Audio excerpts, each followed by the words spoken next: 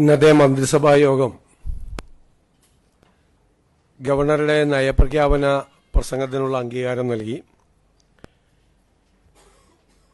രണ്ടാമത്തെ കാര്യം, നിയമസഭയിലെ ചീഫ് വിപ്പായി CA അബു ജോൺ ജോസഫിനെ നിയമിക്കാനുള്ള തീരുമാനമായി. അതുപോലെ നേരത്തെ AGയുടെയും ഒരു അഡീഷണൽ AGയുടെയും കാര്യത്തിൽ തീരുമാനമുണ്ടായിരുന്നു. അഡ്വക്കേറ്റ് KC വിൻസെന്റിനെ ഹൈക്കോടതിയിലെ അഡീഷണൽ അഡ്വക്കേറ്റ് ജനറലായി നിയമിക്കാൻ യോഗം തീരുമാനമെടുത്തു. അഡ്വക്കേറ്റ് KC വിൻസെന്റ്, നമുക്കറിയാം, വയോജന വകുപ്പിന്റെ രൂപീകരണത്തിന് വേണ്ടിയിട്ടുള്ള തീരുമാനം നേരത്തെ മന്ത്രിസഭാ യോഗം എടുത്തിട്ടുണ്ടായിരുന്നു. അതിലേതെല്ലാം സബ്ജക്റ്റാണ്, ഏതെല്ലാം വിഷയങ്ങളാണ് പുതിയ വകുപ്പിന്റെ കീഴിൽ വരേണ്ടത് എന്നുള്ള തീരുമാനമെടുത്തു. അത് സോഷ്യൽ ജസ്റ്റിസ് വകുപ്പിൽ നിന്നാണ് പുതിയ കാര്യങ്ങൾ, പുതിയ വിഷയങ്ങൾ ഈ വകുപ്പിലേക്ക് എടുത്തിരിക്കുന്നത്. അതുപോലെ നേരത്തെ ഡയറക്ടർ ജനറൽ ഓഫ് പ്രോസിക്യൂഷനായി നിയമിച്ചിരുന്ന ടി അസഫ് അലിക്ക് ലോകായുക്തയുടെ സ്പെഷ്യൽ അറ്റോർണിയായും കേരള സ്റ്റേറ്റ് പബ്ലിക് പ്രോസിക്യൂട്ടറായും അദ്ദേഹത്തെ നിയമിച്ചിട്ടുണ്ട്. ഈ രണ്ട് അഡീഷണൽ ഇതുകൂടിയുണ്ട്. സാധാരണ DGP ആണ് ആ ചുമതല വഹിക്കുന്നത്. പിന്നെ നമ്മൾ മൺസൂൺ വരികയാണ്.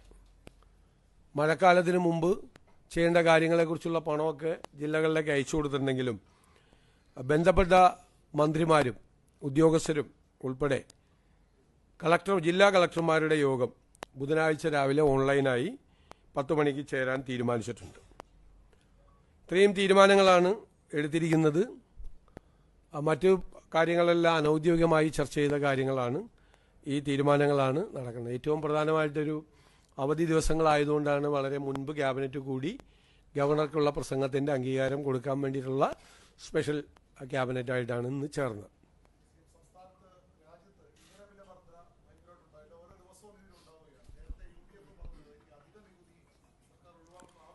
അത് നമ്മൾ പരിശോധിച്ചുകൊണ്ടിരിക്കുകയാണ്. കാരണം എന്ന് വെച്ച് കഴിഞ്ഞാൽ ഒരു തീരുമാനം എടുക്കാൻ പറ്റാത്ത അവസ്ഥയിലാണ്. ഓരോ ദിവസം കൂടിക്കൊണ്ടിരിക്കുകയാണ്. അപ്പോൾ അതിൻ്റെ അകത്ത് ഒരു എമൗണ്ട് വന്നു കഴിഞ്ഞാൽ ആണ് നമുക്ക് അതിനെ സംബന്ധിച്ച് അതിൻ്റെ ഇമ്പാക്റ്റ് എന്താണെന്ന് ഞങ്ങൾ ധനകാര്യ വകുപ്പ് സൂക്ഷ്മമായി നിരീക്ഷണം നടത്തുന്നുണ്ട്.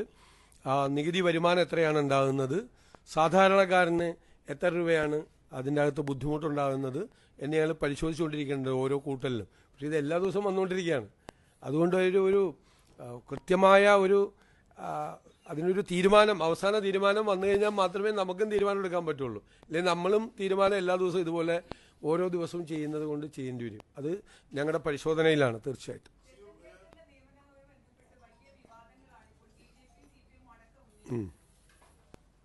ഞാൻ ചോദിക്കട്ടെ, എന്താണ് ആ വിവാദത്തിന്റെ അടിസ്ഥാനം?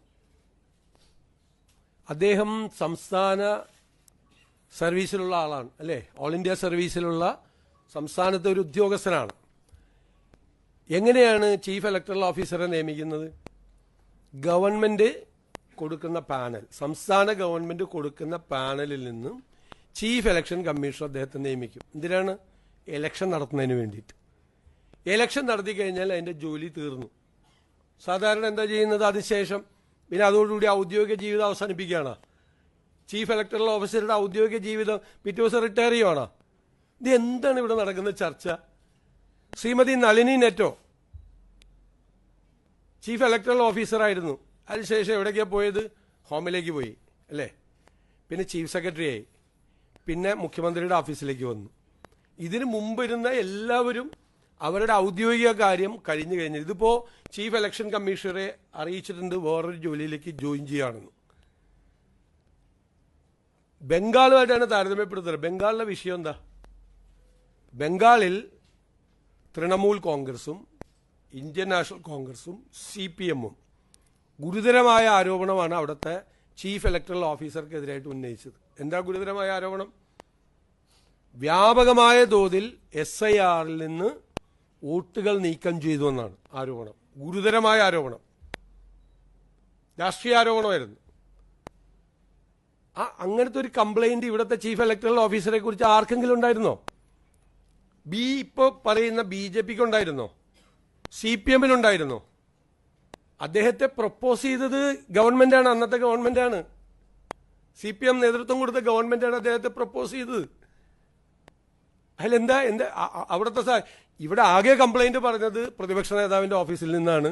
ചില പരാതികൾ അദ്ദേഹത്തിന്, അത് വ്യക്തിപരമായ പരാതിയല്ല, ഇലക്ഷന്റെ കാര്യത്തിലുള്ള ചില പരാതികൾ. അത് അദ്ദേഹം പൊളിറ്റിക്കൽ പാർട്ടികളുടെ എല്ലാം മീറ്റിംഗ് കൂടി അതെല്ലാം നമ്മുടെ ശ്രദ്ധയിൽപ്പെട്ടപ്പോഴേക്കാൾ ഏറ്റവും കൂടുതൽ കത്ത് കൊടുത്തിരിക്കുന്ന ഒരാൾ പ്രതിപക്ഷ നേതാവ് എന്ന നിലയിൽ ഞാനായിരുന്നു അന്ന് കൊടുത്തിരുന്നത്. വല്ലാതെ ഒരു പൊളിറ്റിക്കൽ പാർട്ടിയും അദ്ദേഹത്തിനെതിരായിട്ട് അദ്ദേഹം ഇലക്ഷൻ മാനിപ്പുലേറ്റ് ചെയ്തെന്നോ, അദ്ദേഹമാണ് ഞങ്ങളെ ജയിപ്പിച്ചത്, UDFന് 102 സീറ്റ് മേടിച്ചു തന്നത് ഈ രത്തൻ കേൾക്കറാണ്. എന്തൊരു തമാശയാണ് കേരളത്തിൽ നടക്കുന്നത്, എന്തൊരു തമാശയാണ്. പിണറായി ഗവൺമെന്റ് പാനൽ കൊടുത്ത അതിൽ നിന്നാണ് ചീഫ് ഇലക്ഷൻ കമ്മീഷൻ ഇദ്ദേഹത്തെ ചീഫ് ഇലക്ടറൽ ഓഫീസറാക്കിയത്. പിണറായി ഗവൺമെന്റ് അദ്ദേഹത്തെ പാനലിൽ പെടുത്തിയത് തെരഞ്ഞെടുപ്പിൽ കൃത്രിമം കാണിച്ച് UDFന് 102 സീറ്റ് മേടിച്ചു കൊടുക്കാനാണ്. ഇതിനേക്കാൾ വലിയ തമാശയുണ്ട് ഇതൊക്കെ ചർച്ച ചെയ്യുന്നതിന്. എനിക്ക് എല്ലാവരോടുള്ള അഭ്യർത്ഥന, കുറച്ചുകൂടി കൺസ്ട്രക്റ്റീവായിട്ടുള്ള, ക്രിയേറ്റീവായിട്ടുള്ള, നമ്മുടെ സംസ്ഥാനത്തിൻ്റെ ഭാവിക്ക് വേണ്ടിയിട്ടുള്ള വിഷയങ്ങൾ ചർച്ച ചെയ്യേ. ഞങ്ങളെ വിമർശിച്ചോ, ഇത് എനിക്കിപ്പോഴും നിങ്ങൾ ആരെങ്കിലും ഒരു ചോദ്യം ചോദിക്കുക എന്നോട്, സംശയം, നിങ്ങളുടെ ഒരു സംശയം ചോദിക്കും ഈ വിഷയത്തിൽ. എന്ത് തെറ്റാണ് ഞങ്ങൾ ചെയ്തത്, എന്താണെന്ന് ചോദിക്കും.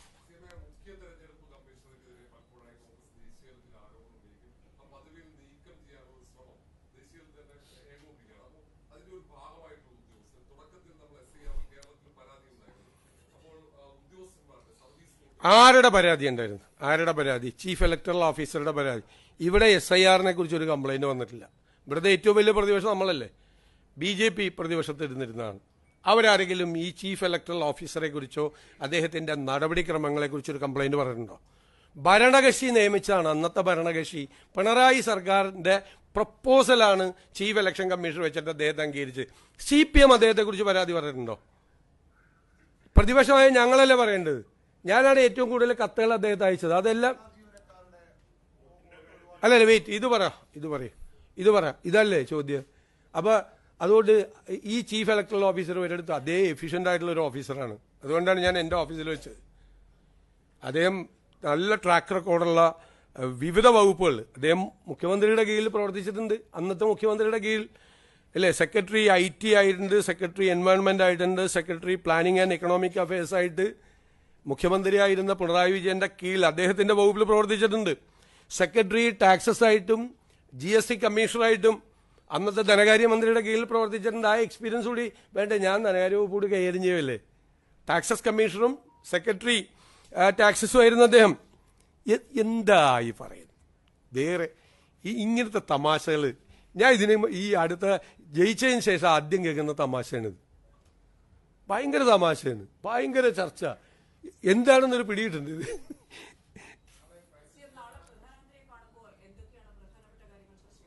അത് ഞാൻ ഇന്ന് നിങ്ങളോട് പറയണതിൽ എന്തോ ഒരു അനൗചിത്യമായിരിക്കും.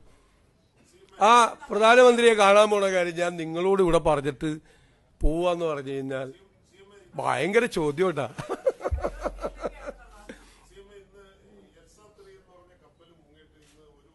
ആ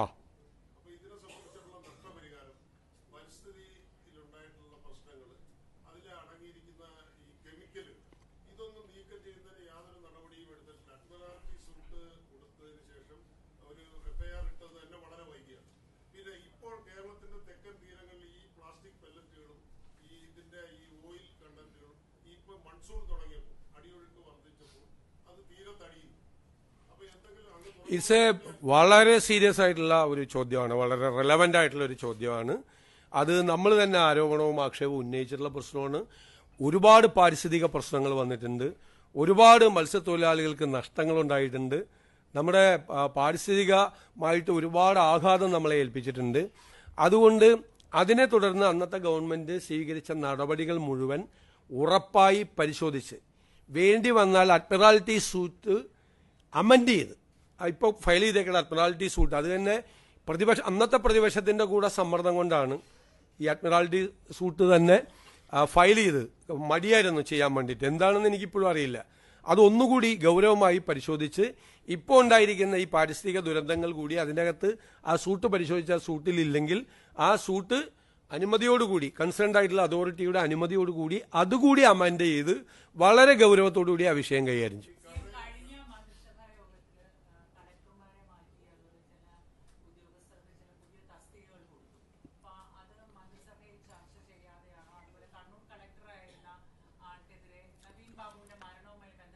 ഇതെല്ലാം ഭരണപരമായ തീരുമാനങ്ങളാണ്.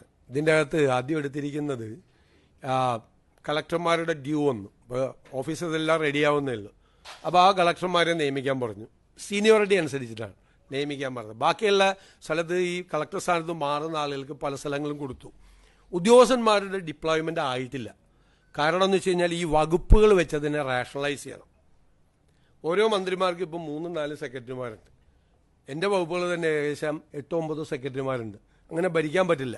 അപ്പം ഞങ്ങൾ ഈ വകുപ്പുകൾ റാഷണലൈസ് ചെയ്തുകൊണ്ടിരിക്കുക. വകുപ്പുകൾ റാഷണലൈസ് ചെയ്യുന്ന വെച്ച് കഴിഞ്ഞാൽ അപ്പോൾ ഓരോ വകുപ്പ് എടുത്ത് ഓരോ മന്ത്രിമാരുടെയും വകുപ്പ് എടുത്തു കഴിഞ്ഞാൽ അറിയാം അവിടെ ചിലപ്പോൾ 3-4 സെക്രട്ടറിമാരാണ്. ഒന്ന് ഉദ്യോഗസ്ഥന്മാരുടെ ക്ഷാമമുണ്ട് കേരളത്തിൽ IASകാരുടെ ക്ഷാമമുണ്ട്. അതുകൊണ്ട് അത് സൂക്ഷ്മമായി പരിശോധിച്ച് മന്ത്രിമാരെയും കൂടി അഭിപ്രായങ്ങൾ അതാത് വകുപ്പുകളുടെ കൂടി അഭിപ്രായങ്ങൾ കൂടെ പരിഗണിച്ചിട്ടുള്ളൊരു ഡിപ്ലോയ്മെൻ്റാണ് ഉണ്ടാകുന്നത്. ഇപ്പോൾ നടത്തിയിരിക്കുന്നത് ആ അഡ്മിനിസ്ട്രേറ്റീവ് ആയിട്ടുള്ളൊരു ടെമ്പററി ആയിട്ടുള്ള ഒരു നടപടിക്രമമാണ് ചെയ്തിരിക്കുന്നത്. അതിൽ മന്ത്രിസഭയിൽ വെക്കേണ്ട കാര്യങ്ങൾ മന്ത്രിസഭയിൽ വെക്കും. അല്ലാതെ ജനറൽ അഡ്മിനിസ്ട്രേഷൻ തീരുമാനിക്കേണ്ട കാര്യങ്ങൾ ജനറൽ അഡ്മിനിസ്ട്രേഷൻ തീരുമാനിക്കും. പിന്നെ ഈ ചോദ്യം ചോദിച്ചല്ലോ, കഴിഞ്ഞ 10 വർഷമായിട്ട് ഇത്തരം തീരുമാനങ്ങൾ എവിടെ എടുത്തിരുന്നത്? മന്ത്രിസഭയിൽ വെച്ചിട്ടാണ് എടുത്തിരുന്നത്. അല്ല അതൊന്നുമല്ല. എവിടെയാണ് തീരുമാനം എടുത്തിരുന്നത് കഴിഞ്ഞ 10 വർഷം? അല്ല 10 വർഷം എവിടെ തീരുമാനം എടുത്തിരുന്നത്? അല്ലല്ല, അതിനൊരു പ്രൊസീജിയർ ഉണ്ടെന്നേ. അതിനൊരു പ്രൊസീജിയർ ഉണ്ട്. അത് തീരുമാനം എടുക്കേണ്ട സ്ഥലം അതാണ്. ആ സ്ഥലത്ത് തന്നെയാണ് തീരുമാനം എടുത്തിരിക്കുന്നത്. അത് നിങ്ങളുണ്ടാക്കുന്ന വിവാദങ്ങൾ അല്ലാതൊന്നുമില്ല.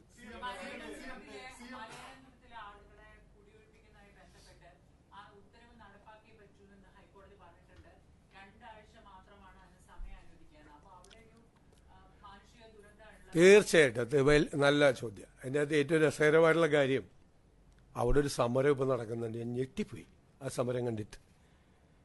മുൻ മന്ത്രിസഭയിലെ 2 അംഗങ്ങൾ അവിടെ പോയി സമരം ഇരുന്നു.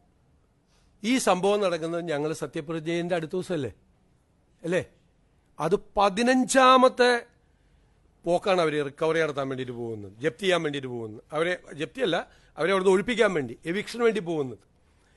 കഴിഞ്ഞ ഗവൺമെന്റ് ഇരുന്ന സമയത്ത് 14 പ്രാവശ്യം കോടതി ഉത്തരവനുസരിച്ചിട്ട് ഇവരെ ഒഴിപ്പിക്കാൻ വേണ്ടി പോയിട്ടുണ്ട്. 14 പ്രാവശ്യം. ആ ഗവൺമെന്റ് ഒരു ചെറുവിരൽ ഈ വിഷയം തീർക്കാൻ വേണ്ടി എടുത്തിട്ടില്ല. ചെറുവിരൽ അനക്കിയിട്ടില്ല. ഒരു നടപടി സ്വീകരിച്ചിട്ടില്ല. അതൊരു പ്രൈവറ്റ് കേസാണെന്നുള്ളതാണ്. പ്രൈവറ്റ് കേസാണ്. സ്വകാര്യ വ്യക്തി അവർക്കെതിരായിട്ട് അവരുടെ സ്ഥലം കയ്യേറിയെന്ന് പറഞ്ഞ് കൊടുത്തിരിക്കുന്ന കേസാണ്. 14 പ്രാവശ്യവും ഇത് അന്വേഷിക്കാത്ത ആളുകൾ ഞങ്ങളുടെ ഗവൺമെന്റ് വന്ന് പിറ്റേ ദിവസം 15ാമത്തെ പ്രാവശ്യം സുപ്രീം കോടതിയും കൂടി ചെയ്തേക്കുന്ന ഉത്തരവാണ്. പോയപ്പോൾ ഇപ്പോൾ ഭയങ്കര സമരം. ഞങ്ങൾ ആ ഗവൺമെന്റ് ചെയ്ത പോലെ 14 പ്രാവശ്യവും നിരുത്തരവാദിത്തപരമായ നിലപാടെടുത്ത കഴിഞ്ഞ ഗവൺമെന്റിന്റെ നിലപാടല്ല ഞങ്ങൾ എന്താ ചെയ്തത്? അടിയന്തരമായി എറണാകുളം ജില്ലയിൽ നിന്നുള്ള മന്ത്രി, ഉന്നത വിദ്യാഭ്യാസ വകുപ്പ് മന്ത്രി റോജി എം ജോണിനെ കൊണ്ട് മീറ്റിംഗ് വിളിപ്പിച്ചു. ഞങ്ങൾ പരിശോധിച്ച് എന്ത് ചെയ്യാൻ പറ്റുമെന്ന്. ഞങ്ങളുടെ തീരുമാനം എന്താണെന്നറിയോ? കോടതി ഉത്തരവ് നടപ്പാക്കിയാൽ ആ 8 കുടുംബങ്ങൾ വഴിയാധാരമാകില്ല. അതാണ് തീരുമാനം. അതിലവരോട് ഞങ്ങളൊരു പ്രപ്പോസൽ വെച്ചു. അവർക്ക് കോടതി ഉത്തരവല്ലേ, നടപ്പാക്കിയാൽ നിങ്ങൾക്ക് പകരം സ്ഥലവും പകരം വീടും തന്ന് അവരെ ഞങ്ങൾ പുനരധിവസിപ്പിക്കും. അവരെ തെരുവിലേക്ക് വിടില്ല. ഇങ്ങനൊരു തീരുമാനം കഴിഞ്ഞ ഗവൺമെന്റ് എടുത്തിട്ടുണ്ടോ? 14 പ്രാവശ്യം വന്നിട്ടും ഒറ്റ പ്രാവശ്യമാണ് ഞങ്ങളുടെ ഗവൺമെന്റിലുള്ളപ്പോൾ ഈ സംഭവം വന്നത്. ഞങ്ങൾ ആരൊക്കെയായിട്ട് സംസാരിച്ചിട്ടുണ്ടെന്നറിയോ? ഇതിൻ്റെ അകത്ത് ഈ വിക്ടിംസ് ആയിട്ടുള്ള ആളുകൾ, ഇരകളായിട്ടുള്ള ആളുകൾ, അവർക്കെതിരായിട്ട് കേസ് കൊടുത്തിട്ടുള്ള വ്യക്തിയായിട്ട് ഞങ്ങൾ സംസാരിച്ചു. ഒരു സെറ്റിൽമെന്റിന് വേണ്ടിയിട്ട്. ഈ ചുരുങ്ങിയ 2-3 ദിവസങ്ങൾക്കുള്ളിൽ ഈ ഗവൺമെന്റ് ചെയ്തതാണ്. 2 കൂട്ടരുമായിട്ട് സംസാരിച്ചു. AGയോട് അതിൻ്റെ നിയമപരമായ പൊസിഷൻ പരിശോധിക്കാൻ പറഞ്ഞു. ഏതെങ്കിലും തരത്തിൽ ഗവൺമെന്റിനെ ഇടപെടാൻ പറ്റുമോ എന്ന് പരിശോധിക്കുകയാണ്. കുറച്ച് സമയം കൂടി ലഭ്യമാകുമോ എന്ന് പരിശോധിക്കുകയാണ്. ഇങ്ങനെയാണ് ഒരു ഗവൺമെന്റ് ഒരു വിഷയം വന്നപ്പോൾ റെസ്പോണ്ട് ചെയ്തത്. ഞാൻ അത്ഭുതപ്പെട്ടുപോയി. അവിടെ പോയി മന്ത്രിമാര്, പഴയ ഗവൺമെന്റിലെ മന്ത്രിമാര് അവിടെ ഇരിക്കുക. ആ ജില്ലയിൽ നിന്നുള്ള മന്ത്രിയായിരുന്നു, വ്യവസായ മന്ത്രി. അദ്ദേഹമാണ് ആദ്യം അവിടെ പോയത്. ഈ 14 പ്രാവശ്യം അവരെ കുടിയൊഴിപ്പിക്കാൻ പോയപ്പോൾ എന്ത് ചെയ്തു ഇവരെല്ലാം? ഞാൻ അധികം രാഷ്ട്രീയമൊന്നും പറയണ്ടെന്ന് വിചാരിച്ചിട്ടിരിക്കുന്നതാണ്. കുറച്ച് കാര്യങ്ങൾ അല്ല, ഇതൊന്നും നിങ്ങളാരും പറയുന്നില്ല.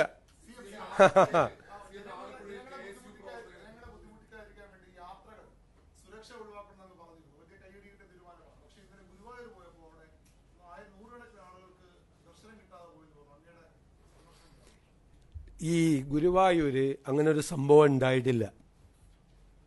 ഇത് തെറ്റായ വാർത്തയാണ്. ആദ്യമായിട്ടല്ലല്ലോ ഒരു മുഖ്യമന്ത്രി ഗുരുവായൂർ ദർശനത്തിന് പോകുന്നത്, ആണോ? ഇനി കേട്ടോ, കേരളത്തിന്റെ ചരിത്രത്തിൽ ആദ്യമായിട്ട് മുഖ്യമന്ത്രിയുടെ കൂടെ 4 പേരെ ഉണ്ടായിരുന്നുള്ളൂ. അത് അവിടുത്തെ ഒരാളായിരുന്നു, അവിടുത്തെ അഡ്മിനിസ്ട്രേറ്റർ ആയിരുന്നു ഒരാൾ. എൻ്റെ കൂടെ ഒരു ഗൺമാൻ മാത്രമാണ് ഉണ്ടായിരുന്നത്.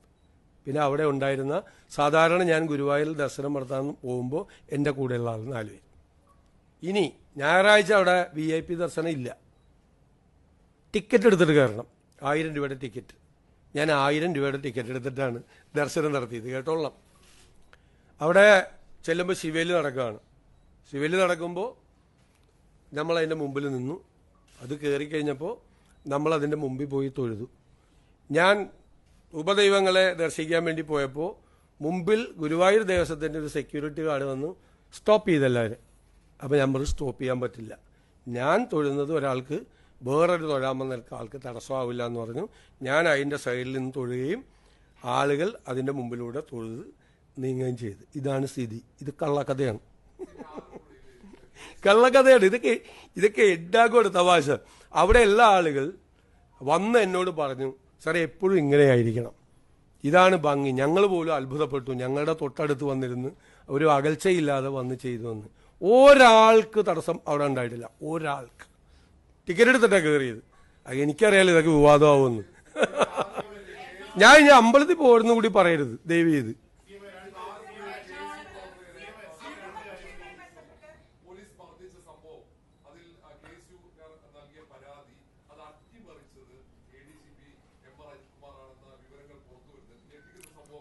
അത് SIT അന്വേഷിച്ചുകൊണ്ടിരിക്കുകയല്ലേ, ഞാൻ അതിൻ്റെ ഇടയിലേക്ക് ഇങ്ങനെ കമന്റ് പറയണം?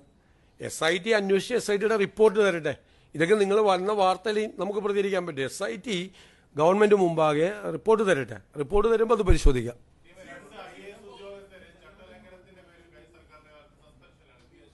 അത് തീർച്ചയായിട്ടും പരിശോധിച്ചുകൊണ്ടിരിക്കുക. നടപടി അതിൻ്റെ അകത്ത്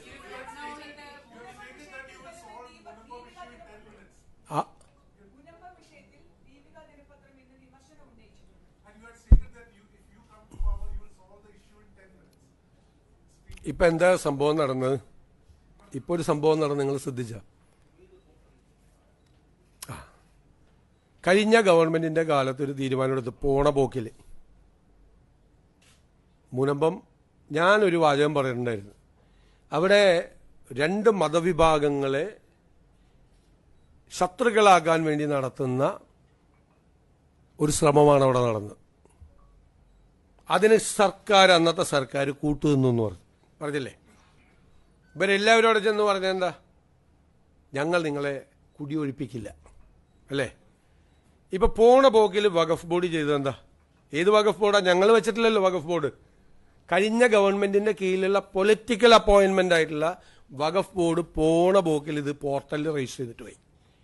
ഇനി സാധാരണ വഖഫ് ലാൻഡ് രജിസ്റ്റർ ചെയ്യുന്നത് അതിന്റെ മുത്തവല്ലിയാണ്. ഇവിടെ വഖഫ് ബോർഡ് തന്നെ അത് പോർട്ടലിലേക്ക് പെടുത്തിയിരിക്കുകയാണ്. മനസ്സിലാക്കിക്കൊള്ളണം എന്താ അവരുടെ ഉദ്ദേശം. ഇവർ 2 കൂട്ടരും ഒരേ പാതയിൽ സഞ്ചരിക്കുന്നവരാണ് എന്ന് ഒരു രാഷ്ട്രീയ ആരോപണം ഞാൻ പ്രതിപക്ഷ നേതാവെന്ന നിലയിൽ ഉന്നയിച്ചിട്ടുണ്ടായിരുന്നു. അതിനെ അടിവരയിടുന്ന നടപടിയാണ് പോണ പോക്കി ചെയ്തത്. ശരിക്കും വഖഫ് ഭൂമിയാണ് എന്ന് എസ്റ്റാബ്ലിഷ് ചെയ്താൽ ഇവർ എൻക്രോച്ചേഴ്സാണ് അല്ലേ? ഇവർ കയ്യേറ്റക്കാരാ അല്ലേ? പിന്നെ അവരെ ഒഴിപ്പിക്കാൻ കോടതിക്കും പാടായിരിക്കും, ഗവൺമെന്റിനും പാടായിരിക്കും.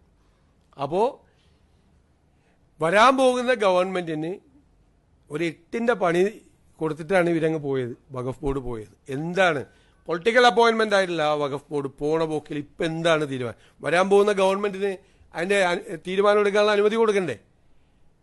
പക്ഷെ ഞങ്ങൾ അതിനെ നിയമപരമായി നേരിടും, നിയമപരമായ തീരുമാനമെടുക്കും. അപ്പോൾ 10 മിനിറ്റ് കൊണ്ട് തീരുമാനം എടുക്കാതിരിക്കാൻ വേണ്ടിയിട്ടാണ് ഈ ചെയ്തത്. 10 മിനിറ്റ് കൊണ്ട് തീരുമാനം എടുക്കാൻ പറ്റാവുന്നൊരു കാര്യം ആ 10 മിനിറ്റ് കൊണ്ട് തീരുമാനം എടുപ്പിക്കാതിരിക്കാൻ വേണ്ടി മനഃപൂർവ്വമായി രാഷ്ട്രീയമായി ചെയ്തതാണ്. ജനങ്ങളോട് അവർ പറയണം, മറുപടി പറയണം, എന്തിനാണത് പോർട്ടലിൽ പെടുത്തിയതെന്ന്. പക്ഷെ ഞങ്ങളതിനെ നിയമപരമായി അപ്പം തന്നെ അത് പരിശോധിച്ചിട്ടുണ്ട്. അതിനെ നിയമപരമായി നേരിടാനുള്ള നടപടികൾ ഞങ്ങൾ സ്വീകരിക്കും. ഒരു കാര്യം, അവിടെ നിന്ന് അവരെ കുടിയൊഴിപ്പിക്കുന്ന പ്രശ്നമില്ല. അവർക്ക് അവിടെ സംരക്ഷണം കൊടുക്കും. അവർക്ക് അവിടെ അവരുടെ സ്ഥലത്ത് നികുതി നൽകാനുള്ള സംവിധാനം നമ്മളുണ്ടാക്കും. അതിൻ്റെ നിയമപരമായ എല്ലാ തടസ്സങ്ങളും നമ്മൾ 10 മിനിറ്റ് എന്ന് പറഞ്ഞതിന് ശേഷം ഈ വഖഫ് ബോർഡ് ഉണ്ടാക്കിയ നിയമപരമായ പ്രശ്നങ്ങളാണ്. മനസ്സിലായ? വഖഫ് ട്രൈബ്യൂണലിനെ കൊണ്ടുപോലും തീരുമാനം, വഖഫ് ട്രൈബ്യൂണലിലെ തീരുമാനം പോലും വഖഫ് ബോർഡ് പോയി സ്റ്റേ ചെയ്യിപ്പിച്ചു. അറിയാലോ എന്തായിരുന്നു ആ ഗവൺമെന്റിന്റെ സ്റ്റാൻഡ് ഇക്കാര്യത്തിൽ? ഇവരെ മതപരമായി ഭിന്നിപ്പുണ്ടാക്കാനുള്ള സംഘപരിവാറിന്റെ അതേ അജണ്ട അതിന് കൊട പിടിച്ചു കൊടുക്കുകയാണ് CPM നേതൃത്വം വഹിക്കുന്ന ഗവൺമെന്റ് ചെയ്തത്. ക്ലിയർ ആയല്ലോ? ഇപ്പോ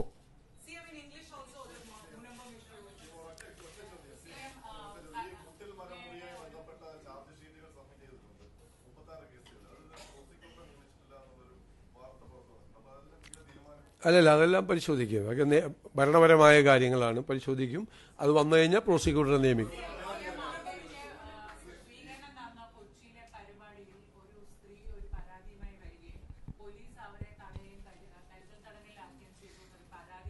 എനിക്കറിയില്ല, എൻ്റെ ശ്രദ്ധയിൽപ്പെട്ടിട്ടില്ല. അന്വേഷണം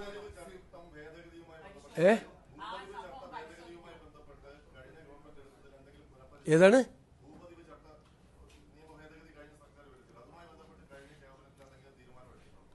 ഇല്ല, കഴിഞ്ഞ തീരുമാനം എടുത്തിട്ടില്ല. നമ്മളിപ്പോൾ ഒരു പോളിസിയൊക്കെ നമ്മൾ ഡിക്ലെയർ ചെയ്യാൻ പോകണല്ലോ. നമ്മൾ ഭൂമി പ്രശ്നങ്ങളിൽ ഒക്കെയുള്ള നമ്മൾ തന്നെ നമ്മുടെ മാനിഫെസ്റ്റോയിൽ തന്നെ ലാൻഡ് റീഫോംസ് ആക്ട് എല്ലാം നമ്മൾ അമെൻഡ് ചെയ്യുമെന്ന് പറയുന്നുണ്ട്. വലിയ മേജറായിട്ടുള്ള അമെൻമെൻറ്റ്സ് വരുവാണ്. ഭൂ നിയമങ്ങളിൽ വലിയ ജനങ്ങളെ ബുദ്ധിമുട്ടിക്കാതിരിക്കാൻ വേണ്ടിയിട്ട്, അവരുടെ പ്രശ്നങ്ങൾ ലഘൂകരിക്കാൻ, അതിന് പരിഹാരം ഉണ്ടാക്കാൻ വേണ്ടി ഇടുക്കിയിലൊക്കെ വലിയ ഗൗരവമേറിയ ഭൂപ്രശ്നങ്ങളാണുള്ളത്. അപ്പോൾ ഭൂ നിയമങ്ങളിൽ ഞങ്ങൾ നന്നായി സ്റ്റഡി ചെയ്ത് വളരെ പെട്ടെന്ന് തന്നെ ആ ഭൂ നിയമങ്ങളിൽ ആവശ്യമായ മാറ്റങ്ങൾ വരുത്തും. നെല്ല് സംഭരണത്തിന്റെ ഇപ്പോൾ മിനിസ്റ്റേഴ്സിന്റെ യോഗം കൂടി അവരുടെ റിപ്പോർട്ട് തന്നിട്ടുണ്ട്. അത് പരിഗണിച്ച് എത്രയും പെട്ടെന്ന് തീരുമാനങ്ങൾ എടുക്കും.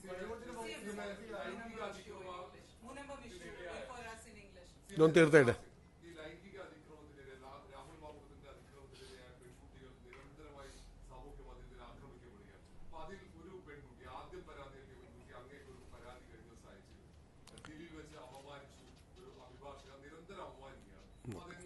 ഇത് എല്ലായിടത്തും നടക്കുന്നതാണല്ലോ. നമ്മുടെ ശ്രദ്ധയിൽപ്പെട്ടാൽ നമ്മൾ നടപടി സ്വീകരിക്കും.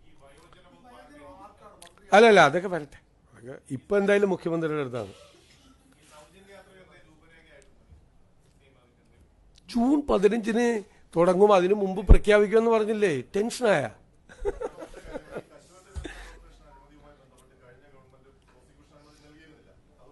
എല്ലാത്തിനും ഇപ്പൊ ഇന്ന് ഉത്തരം പറഞ്ഞാൽ അതൊക്കെ പരിശോധിക്കാം. വരട്ടെ, എന്തെല്ലാം കാര്യമുണ്ട്, ഒരുപാട് കാര്യങ്ങളുണ്ടല്ലോ. നമ്മൾ പരിശോധിക്കുക. ഒന്ന് ഇരുന്നല്ലേ ഉള്ളു, ഒന്ന് ചാരി പോലും ഇരുന്നിട്ടില്ല. അതിനു മുമ്പ് അതൊക്കെ ധനകാര്യ വകുപ്പ് വരുമാനം വർദ്ധിപ്പിക്കാൻ വേണ്ടിയിട്ടുള്ള നടപടികൾ സ്വീകരിക്കും. നികുതി വെട്ടിപ്പിനെയൊക്കെ കർശനമായി നേരിടും. നികുതി സർക്കാർ തരേണ്ട നികുതി ആരെങ്കിലും തരാതിരുന്ന ആരായാലും അതിനൊന്നും ഒരു വിട്ടുവീഴ്ച ഉണ്ടാവില്ല. കർശനമായ നടപടികൾ സ്വീകരിക്കും.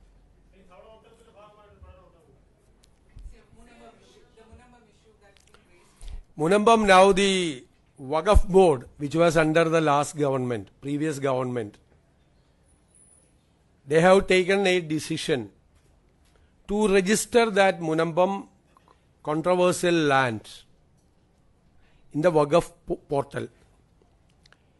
That means the previous government was arguing that it was a Waqf land.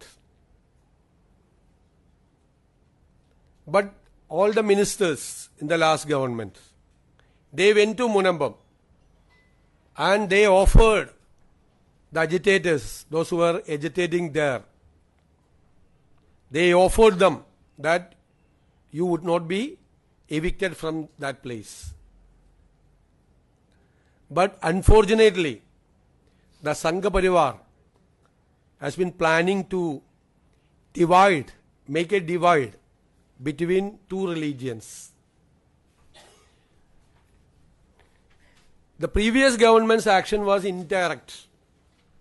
Now it is very clear that they also acted very directly. They were also implementing the same Sangha Parivar agenda to make a split between two religions. We will legally fight. We have taken a decision that these victims will not be evicted from their places. They will be protected and they will get their land. We will fight for that till the end. That is our decision when we were in opposition. We are continuing with that decision. We will protect. You had personally said that if we come to power, you come to power within 10 minutes, this issue could be resolved. Do you think that? That is why they have now taken a decision. It should not be solved within 10 minutes. That is why they registered in the portal of Waqf land. Our previous government's stand is very clear now.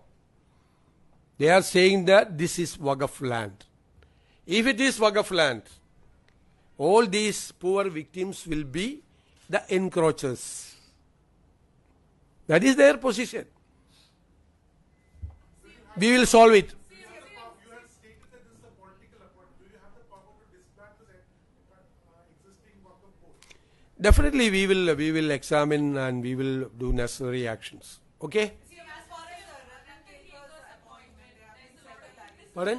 Ratan Kelkar's appointment, several allegations and criticisms by the Congress and BJP. What is the allegation? He was a chief electoral officer here. Now the election is completed.